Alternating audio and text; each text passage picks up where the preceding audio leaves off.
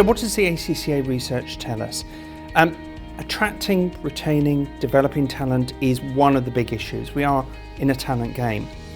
However, the marketplace itself is shifting. The skills that we need are shifting. The demands on the SMP space are shifting.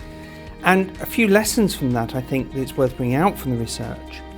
Firstly, the number of generations in the workforce is actually changing. So whilst we tend to be very comfortable about talking attracting millennials, retaining millennials, actually older people have a role to play in the workspace as well. The diversity, in many senses of diversity, is fundamentally important. So rewarding careers, continuously growing skills, making roles attractive and making work time flexible are all key steps, I think, for the SMP. A diverse workforce which is continuously learning and continuously evolving with the client base, embracing technology, is probably where the SMP is likely to be successful. How does our research look at the learning and development community and the implications for them, and also for the employers and the professional bodies? And that's a really interesting question. As part of an L&D professional for a time myself, you were used to producing a plethora of courses which people took. That game has changed, and I think one of the key things for learning and development professionals now is to realise that they are curators of development and curators of content. They are advocates and suppliers, not generators.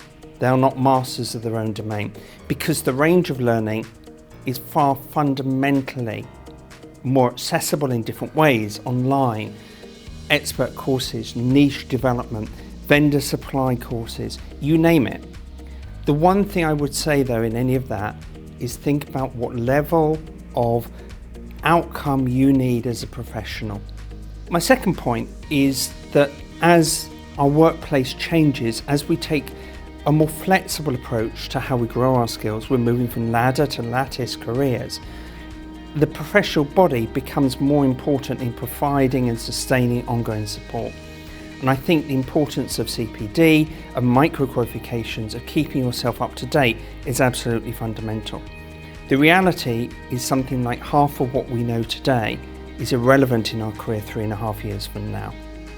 We need to spend that time investing in ourselves to learn. Employers need to give us space and create the culture to enable us to learn and reward that.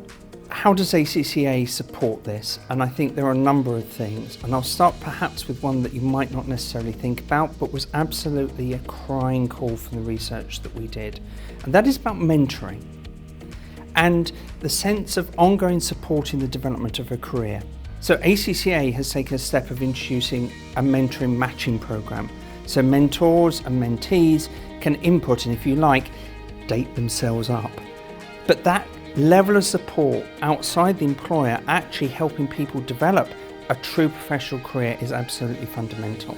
So that's step one.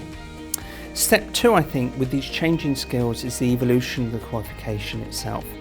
And that's through recognising the softer skills that are becoming increasingly important and absolutely vital for the SMP space to be successful.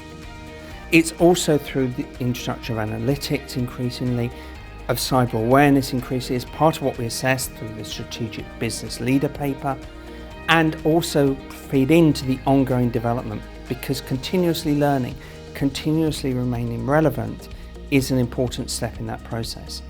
So my message is use what your professional body can provide and be conscious your professional body is trying to innovate to help you as well.